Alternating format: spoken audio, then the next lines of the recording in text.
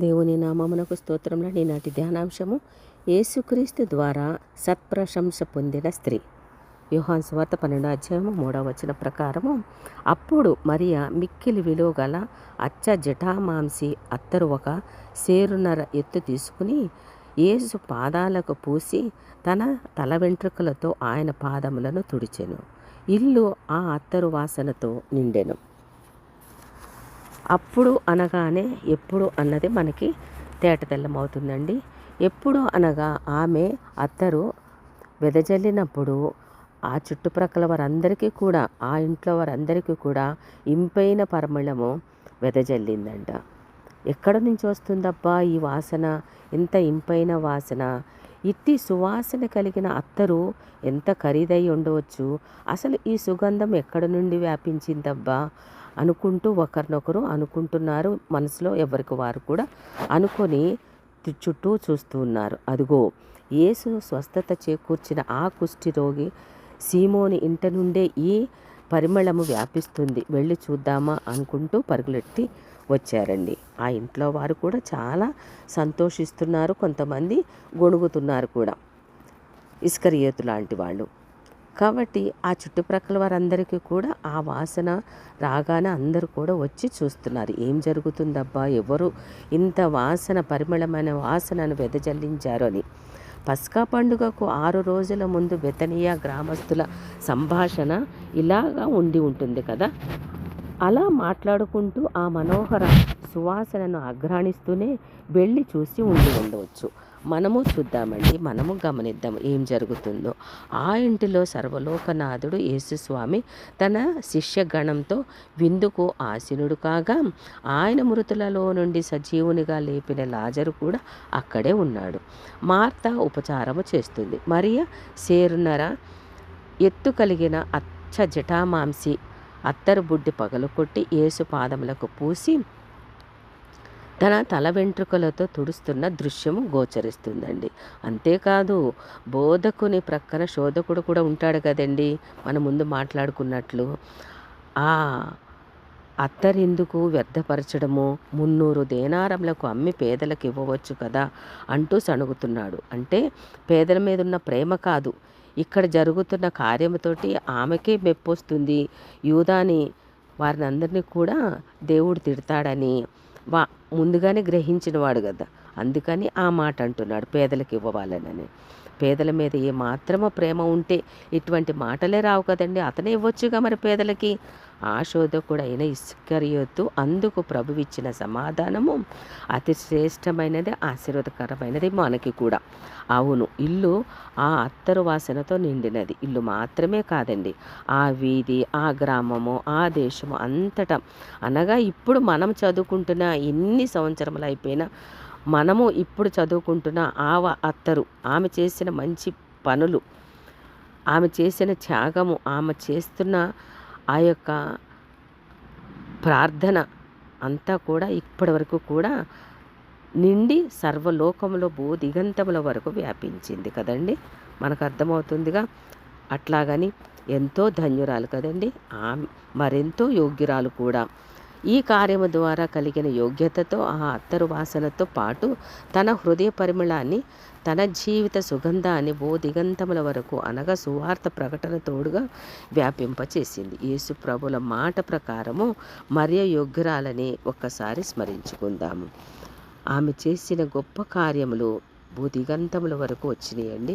మరి అటువంటి కార్యములు ద్వారా ఆమె ఈ యొక్క పరిశుద్ధ గ్రంథములో లిఖించబడినదండి. ఏ చిన్న కార్యము చేసినా దేవుడు పరిశుద్ధ గ్రంథంలో వ్రాయించాడు వారి యొక్క మంచి కార్యములు.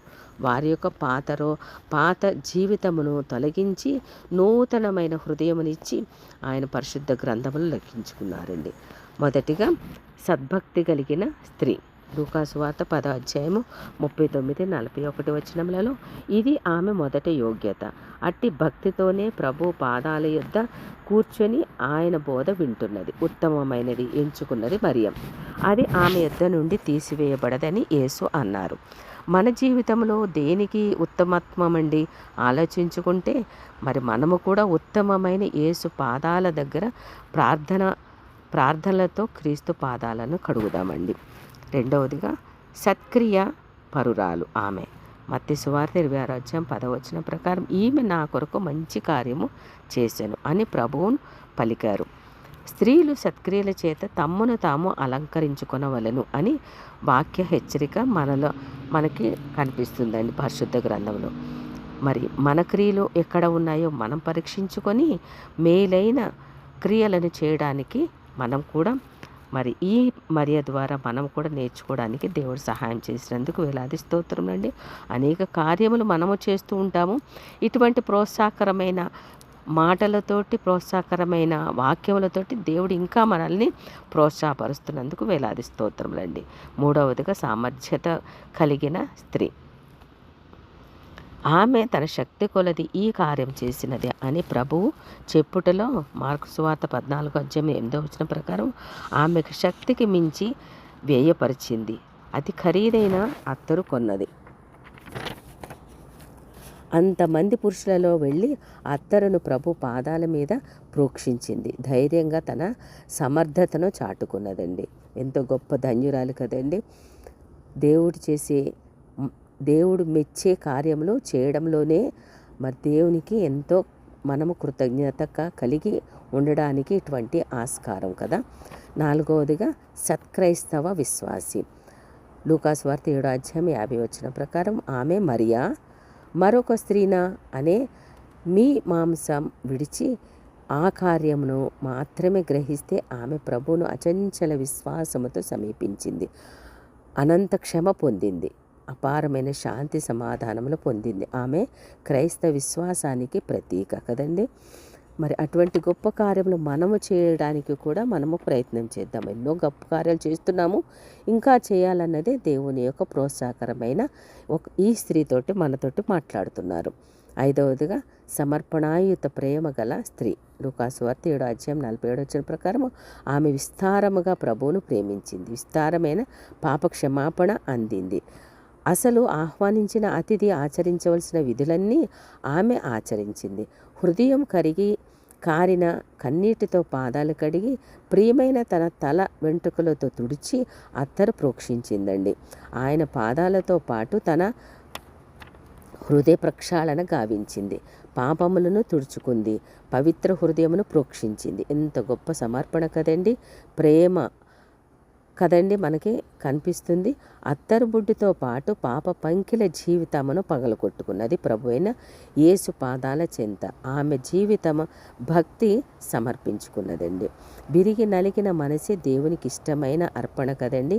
కీర్తన గ్రంథం 51:17 ప్రకారము ఆమె హృదయార్పణ సమర్పించింది. మన హృదయాలను కూడా దేవుని పాద సన్నిధిలో మనం సమర్పించుకుంటే దేవుడు మెచ్చే సమర్పణ అదే కదా. ఆరవదిగా సదాభిషేకము గావించిన స్త్రీ.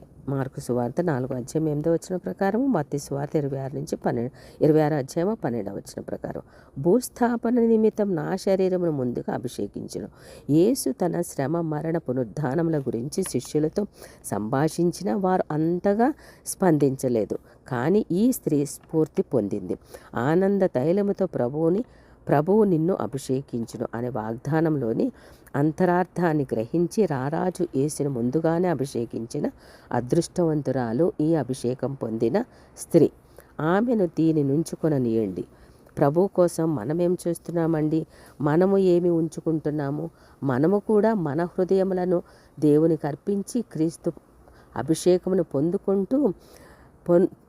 అభిషేకం పొందుకొనుటకు క్రీస్తు భక్తి సరళని మనము కూడా ఉంచుకుందామండి. మనము కూడా వెంబడించుదాము.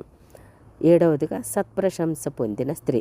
సర్వలోకంలో సువార్త ఎక్కడ ప్రకటింపబడును అక్కడ ఈమె చేసినది జ్ఞాపకార్థంగా ప్రశంసింపబడును. మార్కు సువార్త 14:9 ప్రకారము అని మీతో నిశ్చయముగా చెప్పుచున్నాను అని ప్రభు చేత ప్రశంస పొందిన యోగ్యురాలు ఈమె. ప్రభువు మెచ్చుకుని వాడే యోగ్యుడు కదండి. ఆ యోగ్యత మరి ఆమె పొందుకున్నది, అభిషేకం పొందుకున్నది, మరి మెప్పుకోలు పొందుకున్నది. అందరి ముందు కూడా ఆమెనే దేవుడు కొనియాడాడు. ఆ యోగ్యత మనం కూడా పొందుకుందామండి. మనం కూడా మనలో ఎన్నో ఉండినా మనము కూడా కొన్ని చదివినప్పుడు కొన్ని మాటలు మనలోని మరి అవి మనలో నాటుకుంటాయి కాబట్టి ఆ నాటుకున్న దాన్ని వృద్ధి చేసుకోవడానికి ఇటువంటి మాటలు దేవుడు మనలో ఉంచుతాడు. కాబట్టి మనము కూడా సత్ప్రశంస పొందుకున్న వారముగా దేవుని చేత యోగ్యురాలన్నట్లుగా దేవుని చేత మనము కూడా అభిషేకం పొందుకొని ఆయన యొక్క మెప్పు పొందుకుందామండి. 8వదిగా సౌరభాలు వెదజల్లిన స్త్రీ. ప్రభువు ఇచ్చిన ప్రశంసా వాక్యముతోనే ఆమె తన జీవిత సుగంధాన్ని హృదయగత తావిని ఒక వల్లి పద్మము వలె, ఒక లెబానోను పుష్పము వలె వెదజల్లి వ్యాపింప చేసుకున్నది. భూదిగంతాల వరకు తన సమర్పణతో యోగ్యతతో లోకములో సువాసనలను ఇష్టపడని వారు ఎవరు ఉంటారేమోగా, ముఖ్యంగా స్త్రీలు. అందుకే స్త్రీలను పూలతో పోల్చారు పెద్దలు. పూలు అలంకరించుకోవడంలో కూడా వారు అటువంటి అన్నీ కూడా యోగ్యత పొందుకున్న వారుగా ఆ పూలను తలలో కూడా అమర్చుకొని వారు పూలతోటి పోల్చడము దేవుని యొక్క గొప్ప గుణగణాలలో మనకి తెలుస్తుందండి. మరి నేను మాట్లాడే మాటలు కావండి, ఇవన్నీ కూడా ఒక స్త్రీ ద్వారా దేవుడు మనల్ని సంధించి యేసుక్రీస్తు వేసిన ప్రశ్నలు. రేపు దినమున మరికొన్ని ఈ యొక్క సత్ప్రశంస పొందిన స్త్రీ ద్వారా మరికొన్ని విషయాలు దేవుడు నేర్పిస్తున్నందుకు వేలాది స్తోత్రములండి. ఈ దినమున కొన్ని నేర్పించినందుకు వేలాది స్తోత్రములండి. ఆమేన్.